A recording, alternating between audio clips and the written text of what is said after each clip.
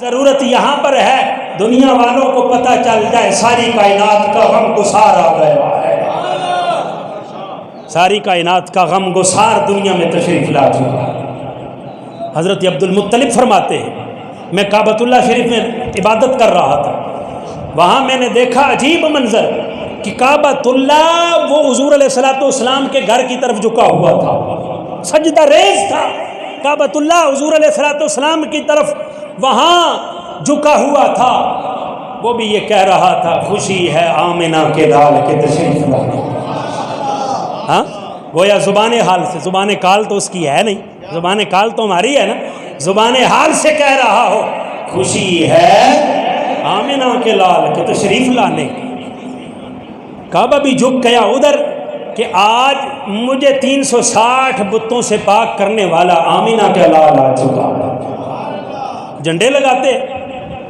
حضرت آمنہ سلام اللہ علیہ آپ فرماتی ہیں میں نے دیکھا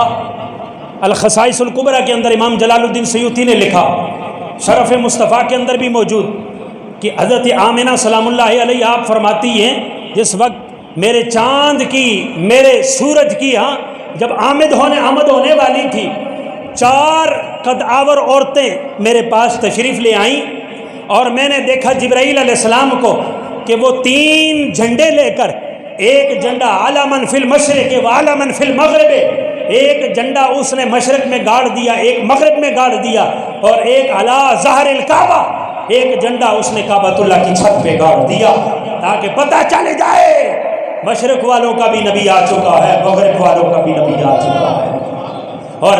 کعبۃ اللہ کو بتوں سے پاک کرنے والا نبی بھی دنیا میں تشریف لا چکا ہے۔ حضرت آمنہ سلام اللہ علیہ فرماتی ہیں اللہ تعالیٰ نے جب مجھ سے میرا نور جدا ہوا، خرج منی نور، یہ نہیں کہا مجھ سے میرا بیٹا جدا ہو، مجھ سے میرے بیٹے کی ولادت ہوئی، آپ فرماتی ہیں خرج منی نور، مجھ سے میرا نور جدا ہوا، اور اس نور کی اتنی روشنی تھی، اس نور کی وجہ سے میری بصارت نے اتنا کام شروع کر دیا، وہ دور کوسوں میلوں دور شام کے محلات کا نظارہ میں نے کر دیا، مشرق سے لے کر مغرب تک اللہ تعالیٰ نے ہر چیز کو روشن کر دیا۔ اور حضور علیہ الصلوۃ والسلام کی آمد آپ نے آتے ہی سب سے پہلا سجدہ اللہ کی بارگاہ میں دی۔ حضور علیہ الصلوۃ والسلام نے آتے ہی پہلا سجدہ اللہ کی بارگاہ